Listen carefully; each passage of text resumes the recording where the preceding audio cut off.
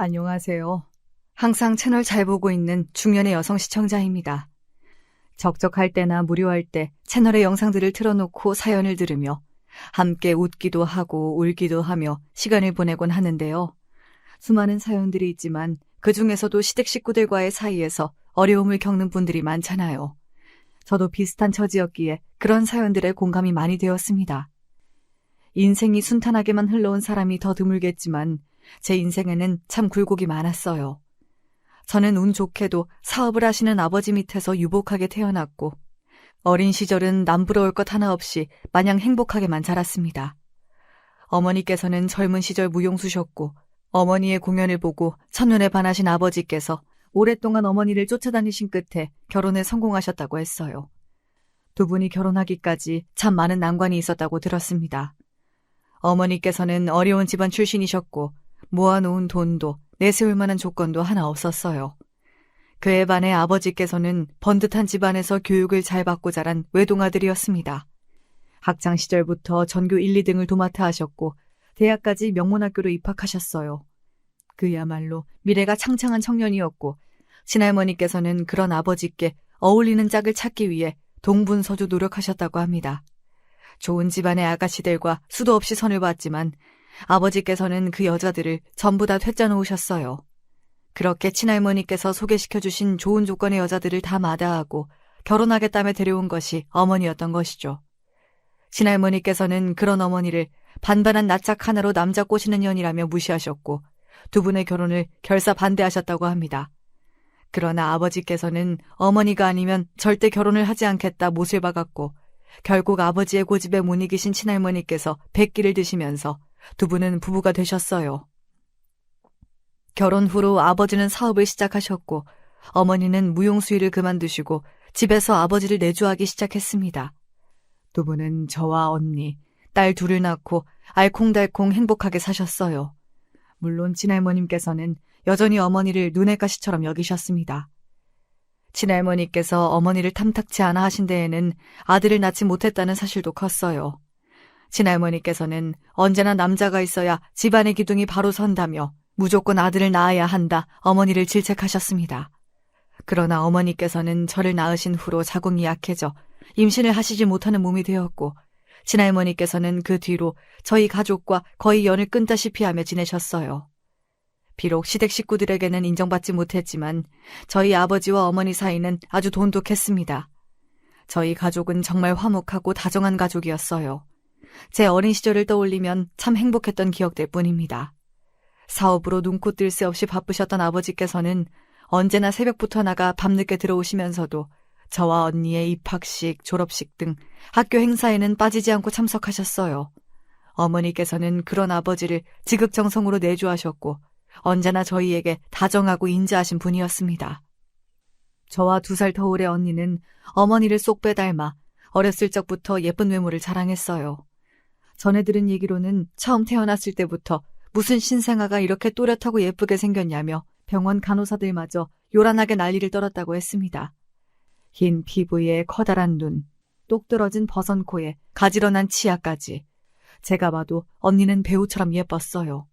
그에 반해 저는 어머니보다는 아버지를 닮아 어두운 피부에 쌍꺼풀 없는 작은 눈을 가지고 태어나 언니와 닮은 구석이 전혀 없었습니다. 어렸을 적 학교 친구들은 그런 저를 놀리고는 했어요. 너희 언니랑 엄마는 예쁘던데 너는 어디서 주워온 아이 아니냐고요. 나이를 먹을 대로 먹은 지금은 그런 말 따위 한 귀로 듣고 한 귀로 흘릴 수 있게 되었지만 당시에는 어린 마음에 그런 말들이 큰 상처가 되었습니다. 가족들을 원망하기도 했어요. 저를 이렇게 못생기게 낳아준 어머니도 밉고 나와는 다르게 예쁘장한 인형 같은 언니도 밉고 비교적 못난 외모를 물려주신 아버지도 원망스럽고 점점 나이가 들수록 언니와 저의 외모는 차이가 심해지기 시작했고 저는 예쁜 언니에게 열등감을 심하게 느꼈어요. 어머니를 똑 닮아 길쭉하고 늘씬했던 언니는 무용을 시작했고 그에 반해 예체능에 특출난 재능이 없던 저는 공부를 지독하게 열심히 했습니다. 얼굴도 못나고 재능도 없는 제가 언니와 비슷해지기 위해서는 공부라도 잘해야 한다는 생각을 했거든요. 다행히도 공부머리는 좀 있었는지 노력한 만큼 좋은 결과가 따라왔고 중학교 내내 전교권의 성적을 받아왔습니다. 언니는 각종 무용 콩쿠르에 나가 매번 상을 타왔고 그럴 때마다 저는 더 열을 내서 공부했어요. 지금 와서 돌이켜보면 제가 외모가 언니보다 조금 못났다고 해서 예체능에 재능이 없고 공부를 좀 못한다 해서 부모님께서 저를 미워하시거나 홀대하셨을 리가 없는데 그때는 왜 그리 불안한 마음이 들었는지 모르겠습니다. 조금이라도 성적이 떨어지거나 부모님께 못난 모습을 보이면 마음이 불안해져 견딜 수가 없었어요. 강박증이 생겼던 것이죠. 그즈음 아버지의 사업에 차질이 생기기 시작했고 항상 화목했던 저희 집안도 점점 분위기가 좋지 않아졌습니다. 언니는 무용 콩쿠르에 나갈 때마다 새로운 의상을 맞춰야 했어요. 의상 가격만 해도 한 벌에 꽤나 큰 돈이 들어갔고 무용 레슨도 마찬가지였습니다. 부모님께서는 날이 갈수록 한숨이 늘어가셨어요. 두 분 다 저희에게 티를 내지 않으려 노력하셨지만 낯빛만 봐도 알 수 있었습니다. 고등학교에 진학하던 해 강남에 살던 저희 가족은 아파트를 팔고 다른 동네로 이사를 가게 되었습니다. 부모님께서는 더 좋은 곳으로 이사를 가는 것이라 애써 밝게 말씀하셨지만 언니와 저 둘 다 알고 있었어요. 가세가 이미 많이 기울어졌다는 사실을요. 예술대학교의 무용과에 진학하려던 언니는 결국 무용을 포기했습니다. 부모님께서는 어떻게 해서든 끝까지 언니의 꿈을 이뤄주고 싶어 하셨지만 언니는 완강했어요. 무용 말고 다른 길을 찾겠노라고요. 이제 무용은 할 만큼 해봤으니 다른 걸 해보고 싶다는 언니의 말을 가족 중 그 누구도 믿지 않았지만 어쩔 도리가 없었어요. 언니가 계속해서 무용을 한다면 다른 가족들이 허리띠를 더욱더 졸라매야 했으니까요. 그렇게 언니는 지방의 한 대학에 장학금을 받고 입학했고 저 또한 장학금을 받고 대학에 들어가기 위해 죽을 똥 살 똥 공부에 매진했어요. 아버지께서는 회사가 잠깐 어려워진 것뿐이라며 곧 예전처럼 돌아갈 수 있을 것이라 말씀하셨지만 사업은 잘 풀릴 기미가 전혀 보이지 않았습니다. 생전 말싸움 한번 하시지 않으시던 두 분이 언성을 높이며 다툼을 하시기도 하고 늦은 새벽 아버지 혼자서 부엌 테이블에 앉아 술을 드시기도 했어요. 그 뒷모습이 참 쓸쓸하고 고독해 보였던 기억이 납니다. 그러던 어느 날이었습니다. 그날은 유독 추운 겨울날이었어요. 늦은 시간 야간 자율학습을 마치고 집으로 돌아오는데 어머니께 전화가 왔습니다. 평소에도 종종 늦은 시간에 홀로 하교를 하는 제가 걱정되어 연락을 하시곤 했기에 별 생각 없이 전화를 받았어요. 어머니께서는 몹시 경황 없는 목소리로 제게 어디냐 물어오셨고 의아함을 느끼며 집 앞이라 답했습니다. 그러자 어머니께서는 서둘러서 집에 들어오라며 병원에 가야 한다고 말씀하셨어요. 갑자기 무슨 병원인가 싶어 왜 병원에 가야 하냐 물으니 아버지께서 사고를 당해 병원으로 실려가셨다고 하더군요. 순간 상황이 이해가 잘 가지 않았고 머리가 멍해졌습니다. 그렇게 차를 타고 병원으로 향했고 아버지께서는 응급수술에 들어가셨다고 했어요. 눈길에 미끄러진 차가 앞서가던 아버지의 차를 들이박았고 사고를 낸 운전자는 그 자리에서 즉사했다고 했습니다. 아버지께서는 큰 수술을 받으셨고 천만다행으로 목숨은 잃지 않으셨지만 사고 이후로 식물인간이 되셨어요. 당연히 위태롭던 사업은 완전히 망해버렸고 간신히 유지되고 있던 저희 집안도 가파르게 기울어지기 시작했습니다. 처음에는 그 모든 일들이 실감이 나질 않았어요. 금방이라도 아버지께서 병상에서 일어나 언제 아프셨냐는 듯 예전처럼 멀쩡히 걸어다니실 것 같다는 생각이 들었습니다. 그러나 그런 일은 일어나지 않았어요. 아버지께서 사고를 당하시기 전 회사를 어떻게든 유지하기 위해 이리저리 손을 벌려놓았던 일들이 빚더미가 되어 저희에게 돌아왔습니다. 언니는 다니던 대학을 휴학하고 돈을 벌기 시작했어요. 한평생 집에서 저희를 돌보며 살림만 하시던 어머니께서도 바깥일을 시작하셨습니다. 당시 고등학교 3학년이었던 저는 더 열심히 공부에 매달렸어요. 이런 어려운 상황에서 다른 가족들에게 짐이 되지 않기 위해서는 반드시 전액 장학금을 받아 대학에 들어가겠다는 생각뿐이었습니다. 그러나 저희 가족에게 닥친 불행은 그것이 끝이 아니었습니다. 아버지께서는 1년이 가까운 시간이 지나도록 자리에서 일어나지 못하셨어요. 저는 목표로 하던 대학에 입학했지만 맘 편히 공부에 매진할 수 있는 상황이 아니었습니다. 저희 가족은 그 사이에 이사를 한 번 더 했어요. 아버지가 입원해 계시던 병원과 가까운 빌라였습니다. 태어나 처음으로 살게 된 빌라는 잠낡고 좁았어요. 어머니도 언니도 저도 셋 다 짐을 풀며 서로 한마디도 나누지 않았던 기억이 납니다. 계속되는 불행과 힘든 현실에 저희 가족은 점점 웃음을 잃어갔어요. 언니는 일을 마치고 돌아온 밤이면 가끔 서랍장에서 예전에 입던 무용복을 꺼내보곤 했습니다. 엄마를 닮아 언니는 참 재능 있는 무용수였어요. 무대 위에서 예쁜 옷들을 입고 긴 팔다리를 움직이며 우아하게 춤추는 언니는 참 반짝여 보였습니다. 그러나 무용을 그만둔 언니는 하루가 다르게 생기를 잃어갔습니다. 겉으로는 괜찮은 척 다 잊은 척했지만 어머니와 저 둘 다 언니가 밤마다 무용복을 끌어안고 온다는 사실을 알고 있었어요. 어머니 또한 젊은 시절 어려운 가정 형편과 가족들 탓에 꿈을 포기하셨던 분이었기에 그런 언니의 심정에 절절히 공감하셨을 겁니다. 그랬기에 더욱더 가슴이 아프셨을 거고요. 그렇지만 아무리 가슴이 아프다 한들 현실의 벽은 높았고 빚은 갚아도 끝이 없었습니다. 아버지께서는 깨어날 기미가 보이지 않았고 그래도 항상 저와 언니를 긍정적으로 다독여 주시려 노력하던 어머니께서도 한계에 다다르신 것처럼 느껴졌습니다. 어머니께서 저와 언니에게는 전혀 말씀을 하시지 않으셨기에 모르고 있었는데 아버지께서 사고를 당하신 이후로 친할머니께서 계속해서 어머니를 괴롭혀 오셨다고 했어요. 내가 너 남편 잡아먹을 년인 줄 알았다. 너 때문에 불쌍한 우리 아들이 저렇게 된 거다. 아들 하나 못 낳고 쓸모도 없는 딸년들만 줄줄이 낳아대더니 이제는 우리 아들 목숨까지 뺏어가려 하냐며 온갖 쌍욕을 쏟아내시고 심지어 아버지가 계시는 병원에 찾아와 행패를 부리신 적도 있었습니다.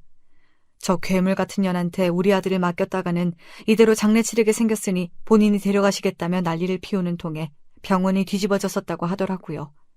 그 과정에서 머리채도 뜯기고 뺨도 맞고 오죽하면 간호사들이 달려들어 말릴 정도였다고 했으니 아무리 피는 물보다 진하다지만 저는 친할머니께 아무런 애정도 존경심도 가지지 못했습니다.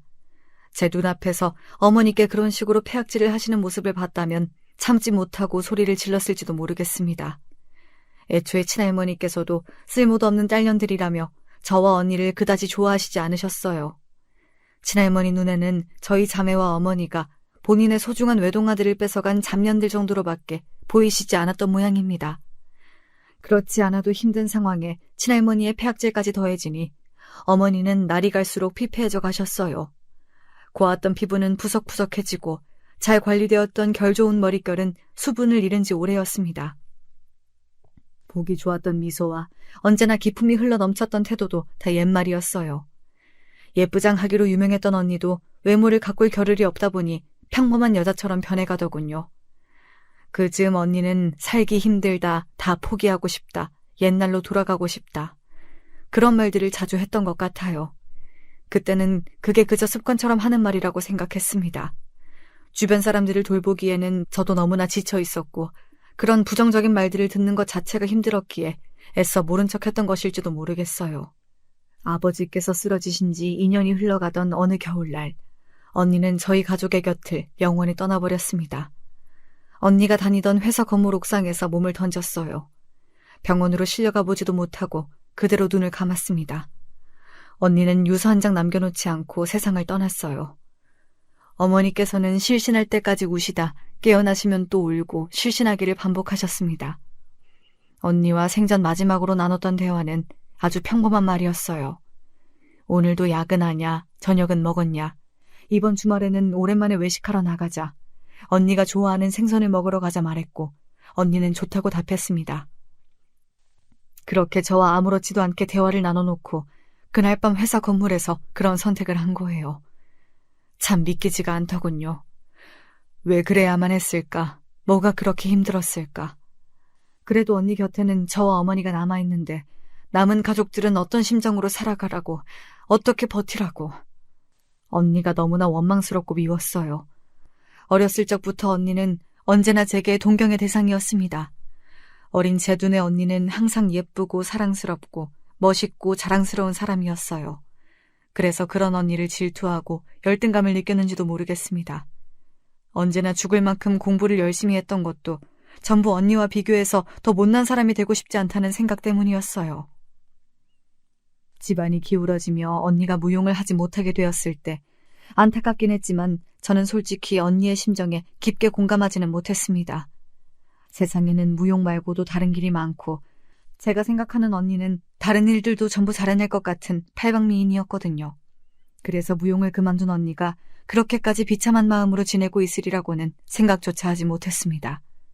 힘들다, 그만두고 싶다, 포기하고 싶다. 습관처럼 했던 말들도 그저 아무 생각 없이 뱉어내는 것들이라고만 생각했어요. 남들도 다 이 정도는 힘들게 산다고 생각했습니다. 장례식장에서 언니의 영정사진을 바라보고 있자니 마음이 복잡했습니다. 어머니는 주위 사람들이 모두 걱정할 만큼 정말 쉬지 않고 우셨어요.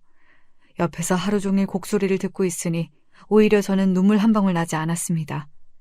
솔직히 말하자면 당시에는 언니가 제 곁을 떠나서 슬픈 마음보다는 원망스러운 마음이 컸던 것 같아요. 너무 무책임하다는 생각이 들었습니다. 아무리 힘들고 괴로워도 어떻게 그런 선택을 할 수가 있는지, 본인이 떠나고 나면 남의 가족들의 심정은 전혀 생각을 하지 못했던 건지, 어머니께서는 언니가 쓰던 물건을 정리하지 못하게 하셨어요. 언니가 무용 콩쿠르에 나갈 때 입던 옷들을 전부 꺼내놓고 방에 걸어놓으셨습니다. 전 그런 모습을 보기가 너무나 불편했어요. 언니가 그립고 보고 싶은 마음은 저 또한 마찬가지였지만 어머니께서 언니의 흔적을 붙잡고 놓지 못하시는 모습을 볼 때마다 가슴 한구석이 너무 아리더라고요. 언니가 세상을 떠난 뒤로 어머니는 더더욱 폐인처럼 변하셨습니다. 일도 전부 그만두시고 하루 종일 병원에서 의식 없는 아버지 곁을 지키셨어요. 어머니께서는 아버지의 침대 앞에 앉아 옛날 이야기를 자주 하셨습니다. 언니가 무용 콩쿠르에 나가 상을 타왔던 일들, 제가 중간고사에서 전교 1등을 해 당당히 시험지를 들고 왔던 날, 가족 모두가 함께 놀이공원에 놀러갔던 기억, 그런 모습을 보고 있자니 마음이 너무나 아프면서 답답했어요. 아버지께서는 언니가 본인보다 먼저 세상을 떠났다는 사실조차 알지 못하고 계시는데, 어머니께서 일을 그만두시면서 저희 가족의 가장은 제가 되었습니다. 불행 중 다행으로 저는 대학을 졸업하자마자 취업을 했어요. 벌이가 그닥 좋은 편은 아니었지만 당장 일할 수 있는 곳을 찾다 보니 선택할 수 있는 곳이 많지 않았습니다. 어머니께서는 그 무렵부터 몹시 심약해지셨고 자주 아프시기 시작했어요. 그럴수록 전 더 단단해져야만 했고 어린 나이에 사회생활을 하다 보니 이리 치이고 저리 치여 점점 무뎌져 갔습니다. 남편과 만나게 된 것이 그 즈음이었어요. 남편은 저희 회사 거래처의 직원이었습니다. 오며 가며 얼굴을 몇 번 마주하니 자연스레 안면을 트게 되었고 가벼운 인사 정도를 나누는 사이였어요. 솔직히 말해서 저는 남편에게 이성적인 관심이 전혀 없었습니다. 남편뿐만 아니라 남자의 관심이 아예 없었어요. 한가롭게 연애하며 개인 시간을 가질 처지가 아니었거든요. 스스로도 딱히 연애하고자 하는 마음이 없기도 했고요. 그런 제가 남편과 결혼하게 된 계기는 단순했어요. 남편은 안정적인 직장을 가지고 있었고 저에게 먼저 호감을 표시했고 제 어려운 집안 사정을 다 알면서도 저와 결혼하기를 원했습니다. 이리저리 따질 것도 없었고 언젠가 결혼은 해야겠다 막연히 생각하며 살아왔기에 적당한 나이에 적당한 사람을 잘 만났다 생각했어요. 남편은 위로 누나가 셋인 막내 아들이었는데 누나들은 모두 결혼에 독립했고 혼자서 시어머니를 모시고 살고 있었어요. 시아버지께서는 남편이 고등학생이었던 시절 병마로 돌아가셨다고 했습니다. 이야기만 들어도 시어머니께서 남편을 끔찍이 아끼시겠다 싶었는데 정확히 예상했던 대로였어요. 남편은 누나 셋의 막내 아들로 태어나 어렸을 적부터 애지중지 왕자님 취급을 받으며 자랐고 시어머니께서는 저희 친할머니처럼 딸보다는 아들이라는 생각을 가지신 분이었습니다. 아들을 낳기 위해 자식을 넷이나 낳으셨고 차별을 많이 하며 키우셨던 모양이더라고요. 처음 인사를 드리기 위해 시댁에 찾아갔는데 시누이들이 한 명도 오지 않았길래 남편에게 이유를 물으니 남편은 누나들이 모두 시어머니와 인연을 끊은 지 오래라고 했습니다. 자세한 사연은 모르겠으나 딸들이 모두 어머니를 외면할 정도면 지독하게 차별을 하셨겠구나 싶었어요. 저도 어렸을 적부터 친할머니께서 어머니를 구박하시는 모습을 보며 자랐고 아들이 아닌 딸이라며 면전에서 면박을 당한 적도 있었으니 대충 어떤 느낌이겠거니 예상이 갔습니다. 처음 만나뵌 시어머니께서는 친할머니와 정말 판박이 그 자체였어요. 세상에 그렇게 목소리 크고 상식이 안 통하는 사람이 둘이나 있을 줄은 정말 몰랐습니다. 시어머니께서는 처음 만난 제게 돈은 얼마나 버냐, 집은 있냐, 모아놓은 돈은 있냐, 부모님은 뭐 하시냐, 애는 잘 낳을 수 있냐, 몸은 건강하냐 등등 질문 폭탄을 쏟아내더니 우리 아들이 얼마나 멋있고 대단한지 일장연설을 하시며 자랑을 하시기 시작했습니다. 본인 아들이라 그런 것이 아니라 어디 가서 이런 남자 못 찾는다. 100점 만점에 만점을 줘도 모자란 남편감이다. 아들이 하도 좋다고 졸라대서 어쩔 수 없이 허락해 준 거지. 솔직히 우리 아들이 너무 아깝다며 끝도 없이 자랑질을 하시는데 귀가 먹먹할 정도였어요. 더 기가 막힌 것은 보통 본인 어머니가 그렇게 자랑을 해대면 민망해서라도 옆에서 말려야 할 남편이 당연하다는 듯 그 이야기를 듣고 있었다는 사실이에요. 그때라도 정신 차리고 도망쳤어야 했는데 제 무덤을 저 스스로 판 것이나 마찬가지죠. 혼기가 찬 나이이기도 했고 어차피 남자가 다 거기서 거기라는 생각을 했었기에 굳이 결혼을 업거나 까다롭게 굴고 싶진 않았어요. 그리고 결혼은 남편하고 하는 거지 시어머니하고 하는 것이 아니라 생각했거든요. 친할머니의 반대를 무릅쓰고 결혼한 저희 부모님께서 행복하셨던 것처럼 저도 잘 살 수 있을 거라 생각했어요. 물론 제 예상과는 다르게 남편과의 결혼 생활은 그리 순탄하게 흘러가진 않았습니다. 일단 저희는 신혼생활을 시댁에서 시작했어요. 당연히 월세집이라도 구해 독립을 할 줄 알았던 남편은 일단 시댁에서 지내다 적당한 집이 생기면 나오자는 황당한 제안을 해왔습니다. 시집살이를 하고 싶은 마음은 추호도 없었던 저는 완강하게 거절을 했지만 이런저런 상황에 부딪혀 결국 시댁으로 들어가게 되었어요. 가장 큰 문제는 시어머니의 건강이었습니다. 병약하신 시어머니께서 도저히 혼자 지낼 수가 없다며 억지를 부리셨거든요. 솔직히 말해서 시어머니께서는 그 시대 분치고는 기골도 장대하시고 몹시 건강해 보이시는 편이었어요. 목청도 정말 크고 어딜 가서 병약해 보인다는 말은 절대 듣지 않는 분이셨죠. 혼자 지내기에 전혀 무리가 없어 보이셨는데 계속해서 아이같이 떼를 쓰시니 정말 황당하기 짝이 없었어요. 그럴 거면 나도 우리 어머니 모시고 살겠다. 우리 어머니도 몸 병약하시다. 잔병 치료도 잦으시고 나 없으면 식사도 제대로 안 챙겨 드시는 분이다. 남편에게 얘기하니 남편은 그래도 어떻게 장모님을 모시고 사냐며 말도 안 되는 소리 하지 말라고 딱 잘라 거절하더군요. 시어머니는 되고 장모님은 안 되는 이유가 뭐냐 따져 물으니 예로부터 원래 여자는 출가 외인이라고 주변을 조금만 둘러봐도 시집살이 하는 여자는 많아도 대릴 사위가 어디 흔하냐며 억지 부리지 말라고 저를 이상한 사람으로 몰아갔습니다. 그러면서 계속 시어머니와 같이 살자는 것도 아니고 1년 정도 적당한 집 구할 때까지 잠깐만 같이 살자는 건데 그게 그렇게 불편하냐며 적반하장으로 구는데 다시 생각해도 참 어처구니가 없네요. 몇 번 더 대화를 시도하다 어차피 말이 통할 것 같지도 않고 더 이상 싸우기도 싫어서 결국 남편 말대로 시댁으로 들어가 살기로 했습니다. 그 후로 시작된 시집살이는 말하지 않아도 대충 예상이 가시겠죠. 그 집에서 보낸 1년여의 시간은 정말 제 인생에서 가장 최악의 시기였던 것 같아요. 시어머니께서는 정말 매사에 너무나 모순적인 분이셨습니다. 시어머니는 제가 항상 완벽한 며느리가 되길 바라셨어요. 회사에 다니면서 돈도 벌어오고 그러니까 시어머니 말 맞다나 밥값도 하고 집안일도 흠잡을 곳 없이 해내길 바라셨습니다. 매일 새벽같이 일어나 시어머니와 남편의 아침밥을 차리고 퇴근하고 돌아오면 저녁밥을 진수성찬으로 차려놓고 설거지, 빨래, 청소, 온갖 집안일은 전부 저 혼자 도맡아 하고 그 와중에 남편이 다음날 입고 나갈 와이셔츠와 넥타이를 골라 정갈하게 다려놓고 걸어놓기까지 시켰어요. 원래는 시어머니께서 다 하시던 일인데 이제 결혼했으니 아내가 해야 하지 않겠냐며 저에게 떠넘기시는데 솔직히 말해서 처음에는 못하겠다고 했습니다. 제가 결혼을 했지 노예가 된 건 아니지 않냐며 남편이나 저나 둘 다 똑같이 직장에 다니는데 왜 저 혼자만 집안일을 도맡아 해야 하는지 모르겠다 말씀드리니 시어머니께서는 길길이 화를 내셨습니다. 어디 여자가 남자랑 같은 선에 맘먹으려 드냐며 아무리 바깥일이 힘들기로서니 아내가 되어서 남편 밥도 안 챙기고 옷도 안 다려놓으면 무슨 쓸모가 있냐 언성을 높이시더라고요.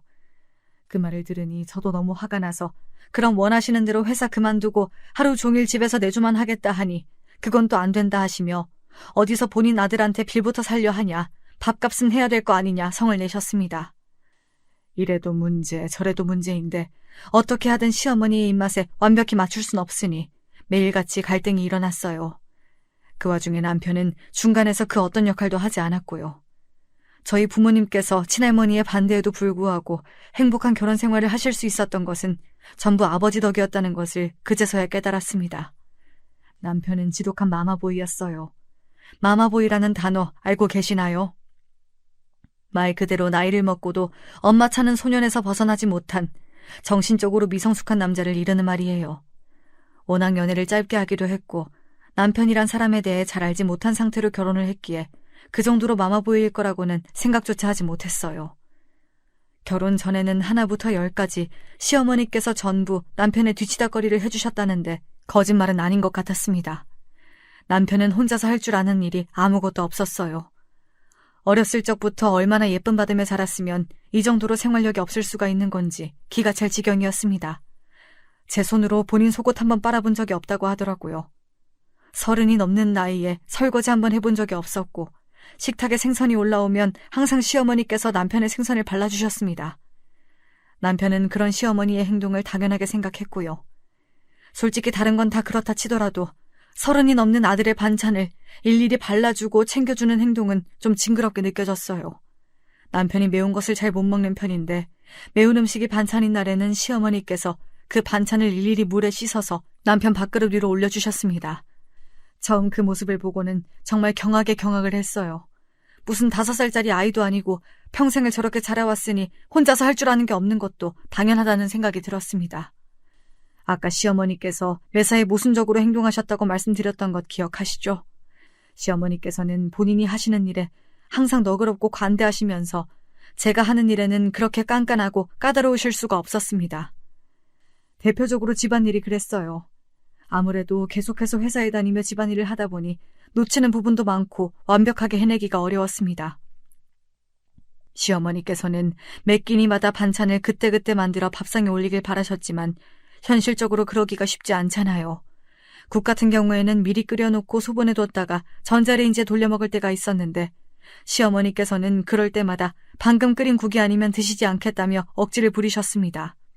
마음 같아서는 그럼 드시지 말라고 국을 확 엎어버리고 싶은 심정이었지만 그랬다가는 뒷일이 걱정이라 속으로만 삭혀냈습니다. 요리뿐만 아니라 청소나 빨래도 마찬가지였어요. 제가 보기에는 아무런 문제가 없는 정도였는데 시어머니께서는 매일 트집을 잡으시며 청소기 제대로 안 되어 있다, 빨래에서 쉰냄새가 난다며 말도 안 되는 시비를 걸고 괜히 일을 2번씩 시키셨어요. 남편에게 빨래에서 냄새가 나냐 물어보면 괜찮다고 하는데 꼭 시어머니께서만 수건에서 냄새가 난다 난리를 치시더라고요. 결국엔 못 참고 그렇게 제 집안일에 불만이 많으시면 하루 종일 집에 계시는 어머님께서 좀 하시라 말씀을 드렸더니 역시나 펄펄 뛰셨습니다. 멀쩡한 며느리 들여놓고 집안일하는 시애미가 어딨냐며 제대로 하는 것이 없어 지적질 조금 했다고 그게 그렇게 듣기 싫었냐 화를 내시기에 말싸움하기도 싫고 이제 더는 스트레스 받기도 싫어. 아무튼 이제부터 어머님이 집안일을 다 하시든지 아니면 제가 하는 일에 아무런 불만도 말씀하시지 말라 으름장을 놓았습니다. 전 당연히 이제부터 불만이 없어지겠거니 했더니 다음날 시어머니께서 새벽같이 일어나 아침을 차려놓으셨더라고요. 얼마나 잔소리가 하고 싶으셨으면 손수 요리를 해서 며느리 밥까지 차려주시나 했습니다. 그런데 밥상이 조금 이상했어요. 이상하다기보다는 상당히 초라했습니다. 평소 시어머니께서는 제게 아무리 아침이라도 밥을 든든히 먹어야 한다며 항상 반찬을 3-4개 이상씩 차려라, 햄 같은 가공식품은 몸에 좋지 않으니 사용하지 말아라, 입에 침이 마르도록 잔소리를 하셨는데 식탁 위에 반찬이 다 탄 계란 후라이랑 스팸밖에 없는 거예요. 평소 진밥이 좋으시다며 어쩌다 밥이 좀 고슬하게 된 날에는 물 양을 정확하게 맞춰라, 이런 간단한 거 하나도 제대로 못하면서 어떻게 시집올 생각을 했냐 난리를 떠시더니 시어머니가 하신 밥은 과장 좀 보태서 거의 돌 수준으로 딱딱했어요. 시어머니 스스로도 밥상이 부족했다는 걸 알고 계셨는지 오랜만에 요리를 하려니 적응이 안 돼서 그런 거라 묻지도 않은 변명을 줄줄 쏟아내시는데 눈치 없는 남편은 밥상이 이게 뭐냐, 이런 걸 먹고 무슨 힘을 내서 출근을 하라는 거냐 투정을 부렸고 티는 내지 않았지만 고소하더라고요. 남편 말이면 껌뻑 죽는 시어머니께서 차마 저한테 화내셨던 것처럼 언성을 높이진 못하시고 아침부터 어떻게 반찬을 그렇게 많이 하냐며 원래 아침은 간단하게 먹는 거라 평소라면 절대 하시지 않은 말들을 하셨어요. 어머니, 스팸 같은 건 몸에 안 좋은데 왜 이런 걸 밥상에 올리셨어요? 전 너무 짜서 못 먹겠네요. 평소에 어머니께서 하도 가공식품 하시기에 이런 건 입에도 안 드시는 줄 알았어요. 그 모습을 보니 눈꼴이 시어 스팸 이야기를 꺼내니 또 열을 내시면서 네가 지금 어디 시애미가 차려준 밥상에 트집을 잡냐 빽소리를 지르시더라고요. 제가 못 먹어서 그런 게 아니라 이런 건 몸에 안 좋아서 그렇죠. 게다가 반찬이 2개가 다잖아요. 이 사람 국 없으면 밥 안 먹는 거 모르세요? 이거 먹고 어디 회사 가서 힘이나 쓰겠어요? 남편 얘기를 꺼내니 시어머니께서는 또 입을 꼭 다무셨습니다. 그 모습을 보니 어찌나 속이 시원하던지요. 이럴 때만큼은 남편이 눈치가 없어서 다행이더라고요. 남편은 제 말에 맞다며 엄마가 먼저 사과하고 잘 풀어라. 난 와이프가 차려주는 밥이 먹고 싶다. 결혼하고 처음으로 편안한 편을 들어주었습니다. 그날 저녁은 아침에 당한 수모 때문인지 장을 한가득 봐오셔서 진수성찬을 차리셨더라고요. 잡채에 갈비찜에 무슨 생일날도 아니고 상다리가 휘어지는 줄 알았습니다. 엄마, 요리가 맛이 좀 이상한데? 엄마 원래 이렇게 요리를 못했던가? 잡채는 짜고 갈비찜은 완전 다 탔는데? 남편 말대로 시어머니께서 차리신 음식들은 완전히 빛 좋은 게살구였어요. 요리 실력이 썩 좋지 못하시다는 건 이미 알고 있던 사실이었지만 생각보다 더 맛이 없더라고요. 남편은 그런 시어머니께 한동안 제 요리를 먹다 보니 입맛이 거기에 적응을 한 것 같다며 도저히 맛없어서 못 먹겠다 짜증을 내고 젓가락을 내려놓았고 시어머니의 당황한 표정을 보며 속이 시원했습니다. 그동안 그렇게 제 요리에 감나라 배나라 참견하며 잔소리를 하시더니 정작 본인이 한 요리들은 제가 차린 것만 못했으니까요. 그렇게 집안일을 놓고 벌어진 시어머니와 저의 싸움 아닌 싸움은 결국 제 승리로 끝이 났습니다. 그동안 쉴 새 없이 귀를 따갑게 만들던 잔소리가 싹 사라지니 조금 살 것 같더라고요. 물론 여전히 매일같이 회사 일과 집안일을 병행하는 것은 쉬운 일이 아니었지만 적어도 마음만큼은 편했습니다. 그렇게 시댁에서 3명이 살기 시작한 지 1년이 다 되어갈 무렵 일이 터졌어요. 남편의 누나, 그러니까 시누이 중 한 명이 이혼을 하게 되어 다시 친정으로 돌아오게 된 것이었습니다. 인연을 끊고 살았다더니 막상 갈 곳이 없으니 친정을 찾아나 보더라고요. 솔직히 그 모습이 썩 보기 좋진 않았어요. 성질이 불같은 시어머니 밑에서 차별받으며 힘들게 큰 건 알겠는데 본인이 인연을 끊고 나갔으면 죽이 되든 밥이 되든 평생 그 행동에 책임을 져야지. 본인 힘들다고 얼굴에 철판 깔고 다시 돌아오는 게 너무 모순적이게 느껴지더라고요. 어찌되었든 시누이가 돌아오면서 저와 남편은 미루고 미뤘던 독립을 하게 되었고 그 점에서는 고맙게 생각하고 있습니다. 남편과 저는 시댁 근처에 아파트를 구해 나왔어요. 시댁과의 거리가 도보로 10분 정도밖에 되지 않았기에 시댁과 왕래가 아주 끊긴 것은 아니었지만 확실히 따로 살기 시작하니 얼굴 볼 일이 확 줄어들었습니다. 저와 남편에게만 쏟아지던 시어머니의 관심과 잔소리가 시누이에게 분산되니 싸울 일도 줄어들었고요. 한 가지 단점이 있었다면 전에는 드리지 않던 용돈을 드리게 되었다는 사실이었습니다. 따로 나가 사니 잘 챙겨드리지도 못하고 시누이는 마땅한 수입이 없던 터라 어쩔 수 없는 선택이었어요. 남편과 저 둘 다 평범한 월급쟁이라 많이는 챙겨드리지 못하고 달에 100만 원씩 생활비 명목으로 용돈을 보내드렸습니다. 솔직히 전 그 정도도 충분하다고 생각했어요. 저희 친정 부모님께는 따로 돈을 보내드리거나 금전적으로 도움을 드린 적이 한 번도 없었거든요. 그렇게 매달 시댁에 100만 원씩 용돈을 보내드리던 어느 날이었습니다. 오랜만에 어머니께 연락이 왔어요. 그동안 사는 게 바빠 자주 찾아뵙지도 못하고 있던 터라 죄송한 마음이 컸습니다. 전화기 너머에서 들려오는 어머니 목소리가 몹시 떨리고 있었어요. 네 아버지 깨어나셨다. 사고가 난 지 거의 5년 만의 일이었어요.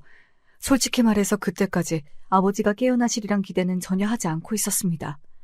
병원에서는 식물인간 상태로 일정 기간이 넘어가면 다시 정신을 회복할 가능성이 현저히 떨어지고 기적적으로 눈을 뜨더라도 멀쩡한 상태로 눈을 뜨는 것이 쉽지 않다고 했어요. 오랜 기간 병상에 누워 계시는 아버지를 보며 언젠가는 결국 이대로 돌아가시겠지, 그런 생각을 자연스레 가지게 되었고 어머니도 마찬가지였으리라 생각합니다. 그렇지만 아버지께서는 정말 기적처럼 정신을 온전히 회복하셨어요. 오랜 기간 누워 계셨던 탓에 신체적인 능력은 많이 떨어지셨지만 의사소통에 아무 문제가 없었습니다. 언니 소식을 전해 들으신 아버지께서는 말없이 눈물만 흘리셨어요. 병실이 온통 눈물바다가 되었고 그렇게 저희 가족은 아주 오랜만에 재회하게 되었습니다. 아버지가 깨어나신 뒤로 한동안은 정말 정신이 없었어요. 회사일 하랴 집안일 하랴 병원 들락날락거리며 아버지 상태를 확인하고 간호를 돕기도 하고 병원비며 처리할 일이 산더미였습니다. 아버지께서 깨어나셨다는 소식을 시댁에 전해드리니 시어머니께서 가장 먼저 하셨던 말은 그래서 우리 아들 밥은 잘 챙겨 먹이고 다니는 거냐? 였어요. 아직도 그 한마디가 생생히 기억나요. 그렇지 않아도 정없는 사이였지만 그 말을 들으니 티끌만큼 남아있던 정도 다 떨어지는 기분이었습니다. 아무리 피가 안 섞인 사이라지만 그래도 며느리고 한 식구인데 시어머니께서는 그저 본인 아들 뒷바라지하고 내조하는 여자에 불과한 존재 같았어요. 아버지께서는 기적적으로 깨어나시긴 하셨지만 점점 몸 상태가 좋지 않아지셨어요. 아무래도 오래 병상에 누워 계시다 보니 신체 능력이 일반인보다 현저히 떨어지는 상태였습니다. 어머니와 제가 곁에서 정성을 다해 간호했지만 별 소용이 없었고 결국 멀쩡하시던 정신 상태마저 다시 흐릿해지기 시작했어요. 병원에서는 멀쩡히 눈을 뜨셨던 게 기적 같은 일이었다면서 마음의 준비를 하셔야 할 것 같다는 소식을 전해왔고 마음이 참 쓰렸습니다. 어머니께서는 그래도 잠깐이라도 눈을 떴던 것이 어디냐며 본인은 이 정도로도 만족한다 말씀하셨고 저도 마찬가지였어요. 물론 아버지께서 쾌차하셔서 멀쩡히 일어나시면 정말 그것보다 좋은 일이 없겠지만 애초에 큰 기대가 없던 상태였으니까요. 그러던 어느 날이었습니다. 그날도 평소처럼 퇴근한 후 남편 밥을 차려주고 병원으로 향했어요. 아버지께서는 평소보다 비교적 정신이 말짱해 보이셨고 제게 서류 봉투 같은 것을 내미셨습니다. 이게 뭐냐 물으니 제게 줄 것이 있다며 열어보라 하시더라고요. 강남에 건물이 한 채 있다. 어차피 난 살 날이 얼마 안 남았으니 내게 미리 증여해 주마. 나 죽고 나거든 네 엄마 잘 챙기고. 그동안 고생만 시켜서 정말 미안하다. 알고 보니 빈털터리가 된 줄 알았던 아버지 앞으로 강남에 큰 건물이 한 채가 있었던 것입니다. 다 설명하자면 복잡하지만 정말 운이 좋게도 빚쟁이들에게 압류되거나 나라에 빼앗기지 않고 지금까지 온전히 명의를 유지하고 있었던 거예요. 저와 어머니 그리고 언니가 뼈 빠지게 일해 빚을 다 갚은 탓도 컸습니다. 그 서류들을 보는데 정말 믿기지가 않더라고요. 몹시 당황스럽기도 하고 너무나 감사한 마음이었지만 그와 동시에 든 생각은 이 사실을 남편과 시댁 식구들에게 알려야 하나 말아야 하나 하는 고민이었습니다. 상식적으로는 알리는 것이 맞았지만 시어머니께서 이 사실을 알게 되시면 어떤 반응을 보이실지 도저히 예상이 가질 않았어요. 아버지께는 며칠 뒤 상태가 위중해지셔서 다시 중환자실로 돌아가셨고 어머니께서는 그래도 네 남편이고 가족들인데 평생 속이고 살 수는 없는 일 아니냐며 언젠간 알게 될 사실이니 미리 얘기하는 것이 좋을 것 같다 말씀하셨어요. 어머니 말씀대로 지금 당장은 숨길 수 있어도 언젠가는 밝혀질 사실이니 숨겼다가 들키는 것보다는 제 입으로 말하는 편이 나을 것 같다는 생각이 들었고 시어머님께 전화를 드려 아버지께서 가지고 계시던 강남의 건물을 증여받았다는 소식을 전했습니다. 소식을 들으신 시어머니께서는 불이 나게 저희 집을 찾아오셨어요. 놀라실 것이라 생각하긴 했지만 그렇게 한달음에 집에 찾아오실 줄은 정말 몰랐습니다. 시어머니께서는 지금까지 강남에 그런 건물을 가지고 있었으면서 어떻게 이렇게 감쪽같이 본인들을 속일 수 있었냐며 노발대발하셨어요. 그런 시어머니께 저도 아버지께서 강남에 건물이 있으셨다는 사실을 증여받으면서 알게 되었다. 알면서도 속인 게 아니다 말씀드렸지만 시어머니께서는 제 말을 귓등으로 들으시는 듯 했습니다. 강남 건물이면 월세만 해도 장난이 아니겠네. 그동안 속인 게 괘씸해서라도 돈을 더 받아야겠으니 앞으로 한 달에 500만 원씩 보내라. 시어머니께서는 마치 제게 돈을 맡겨놓기라도 하셨다는 듯 당당하게 용돈을 요구하셨어요. 그것도 한 달에 500만 원이라는 거금을요. 물론 시어머니 말씀대로 강남의 건물에서 월세가 많이 들어오긴 하겠지만 그렇다 해서 제가 시어머니께 드리는 용돈의 금액을 올려드릴 의무는 전혀 없었습니다. 애초에 시어머니께서 왜 이렇게까지 지금껏 속았다며 억울해하시고 당당하게 돈을 요구하시는 건지 이해가 가질 않았어요. 시어머니께서는 지금껏 저를 가족은커녕 거의 밥해주고 빨래하고 청소하는 가정부 마냥 대하셨고 아버지께서 깨어나셨다는 소식을 전해드렸을 때 가장 먼저 하셨던 말이 남편 걱정이었습니다. 그것 말고도 지금껏 제가 시어머니께 당했던 수모를 생각하면 하루 종일 얘기해도 모자랄 정도예요. 당연히 저도 시어머니를 가족처럼 생각하지도 않았고 제가 가진 것을 나눠주고 싶은 일말의 마음도 들지 않았습니다. 그동안 그렇게 저희 가족을 냉대하고 모른 채 하더니 뜯어먹을 것이 생기니 당연히 본인들 목도 있지 않겠냐며 뻔뻔하게 구는 것이 정말 기가 막히더라고요. 전 그렇게 못하겠습니다. 지금 드리는 100만 원만으로도 충분하다 생각해요. 애초에 저희 아버지께서 주신 건물에서 나오는 돈을 왜 어머님이 가져가시려 해요? 무슨 자격으로요? 뭐야? 이것이 지금까지 시애미를 속여먹은 것도 모자라서 어디서 따박따박 말댔구야. 그렇게 못하겠으면 이혼을 하든가.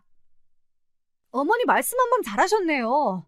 저 더 이상은 못 참겠어요. 저도 어머니 같은 시어머니랑 혼자선 아무것도 못하는 남편 더는 필요 없어요. 이혼하겠습니다. 이혼 얘기를 꺼내면 제가 빌빌 길 줄이라도 아셨는지 시어머니께서는 눈에 띄게 당혹스러운 반응이셨어요. 남편은 무슨 이런 일로 이혼까지 하냐며 이제 돈도 많이 들어올 텐데 용돈 좀 올려드리는 게 뭐 그리 어렵냐고 난리냐 꼴값을 떨어대고 둘 다 너무 지긋지긋해서 꼴도 보기 싫어 그대로 집 밖으로 쫓아냈습니다. 그러고 나니 속이 시원하더라고요. 내가 뭐하러 지금까지 저 꼴을 다 참고 살았나 싶기도 하고요. 그렇게 간만에 편안한 밤을 보내고 아침에 출근 준비를 하고 있는데 남편에게 전화가 왔습니다. 여보, 큰일 났어. 우리 엄마가 병원에 실려갔어. 갑자기 그게 무슨 소리냐 물으니 글쎄 어머니께서 본인이 아들 결혼을 잘못 시켜서 아들 인생을 망쳤다며 어젯밤에 약을 먹고 죽어버리겠다 난동을 피우셨다는 거예요.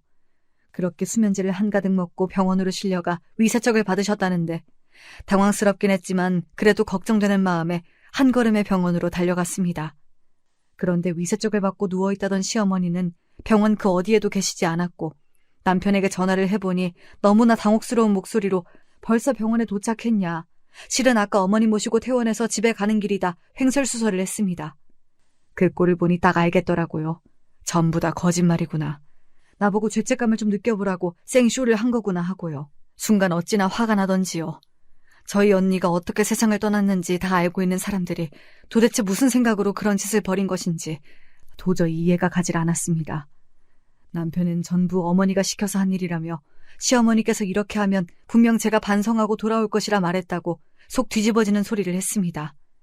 솔직히 어제는 홧김에 이혼 얘기를 꺼냈던 것이었지만 이런 일까지 당하고 나니 정말 더 이상은 도저히 이 사람들이랑 가족처럼 살기 어렵겠다 싶었어요.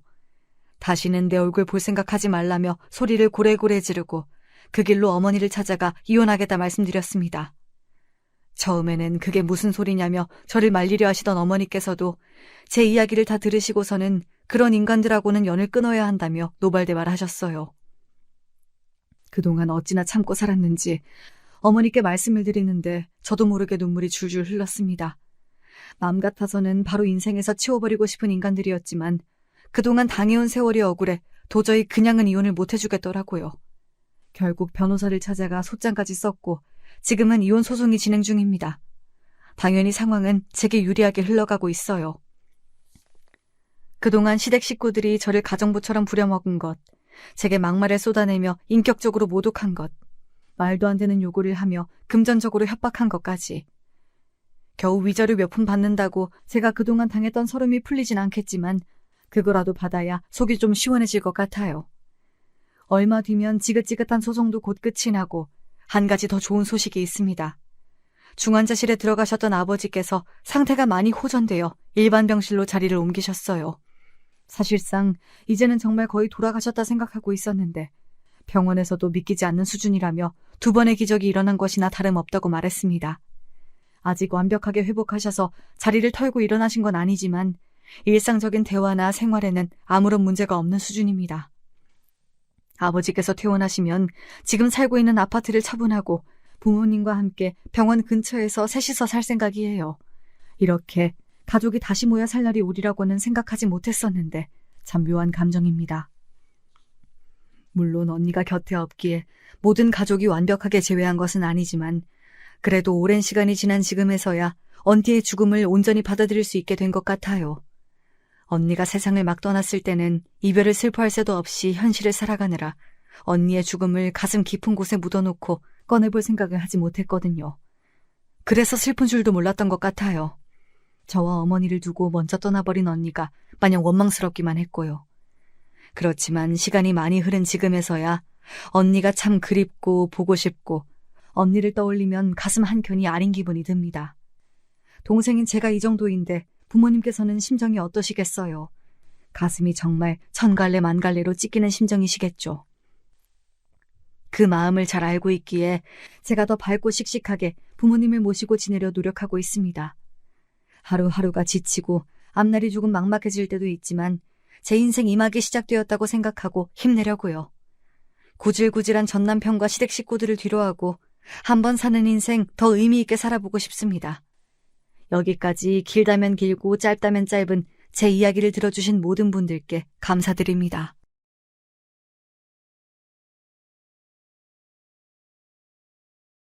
안녕하세요. 하루하루 죽는 심정으로 견디다가 이제 겨우 살구멍을 찾은 40대 여성입니다. 어디서부터 잘못된 건지 모르겠지만 저는 참으로 힘든 인생을 살아왔어요. 원체 유복하고 편하지 않던 삶인데 결혼으로 도망쳤다가 이런 벌을 받게 된 걸까요? 저는 어릴 때부터 결혼에 부정적인 부모님을 만나 꼭 결혼은 안 해도 된다는 소리를 입버릇처럼 듣고 자랐어요. 근데 전 청개구리라 듣기 싫었고요. 결혼 같은 거 그냥 하지 마. 네 아빠 같은 사람 만나 살면 인생이 지옥이고 엉망진창 되는 거야. 엄마, 그런 소리 좀 아빠 듣는 데서 하지 마. 왜 또 굳이 싸우려고 일을 벌여? 내가 틀린 소리 했어? 네 엄마 사는 거 봐라. 결혼만 안 했어도, 너만 안 태어났어도 이 궁상은 안 떨고 살았어. 뭐가 어쩌고 저째? 이 여자가 정말 당신 좋을 말할 때 입 안 다물어? 이런 분위기 안에 갇혀 있으니 제 정서가 좋을 리가 있나요? 하나밖에 없는 여동생은 더더욱 부정적인 가치관을 갖게 됐어요. 언니, 난 그냥 엄마 아빠 말 듣고 결혼 안 하려고. 결혼 안 하고 엄마 아빠한테 빌부터 살아야지. 본인들이 하지 말랬으니까 말 들을 거야. 과연 여동생과 저 둘 중 누가 더 부모에게 효도를 하는 자녀일지 모르겠어요. 저는 이런 바람들과 달리 결혼을 했답니다. 원래 결혼은 사기란 우스갯소리가 있지만 전 진짜 그런 상황 안에 있었던 것 같아요. 우리 집은 엄마만 혼자 계셔서 좀 적적하긴 하지만 그래도 아들들끼리 잘 뭉치거든. 자기는 자매만 있고 우리 집은 형제들만 있으니 이것도 참 신기한 우연이다. 그치? 그러게 우리 엄마도 아들 생긴다고 좋아하시더라. 옛날부터 아들 타령에 한이 맺힌 사람이거든. 어머니도 나 이뻐해 주시니까 좋아.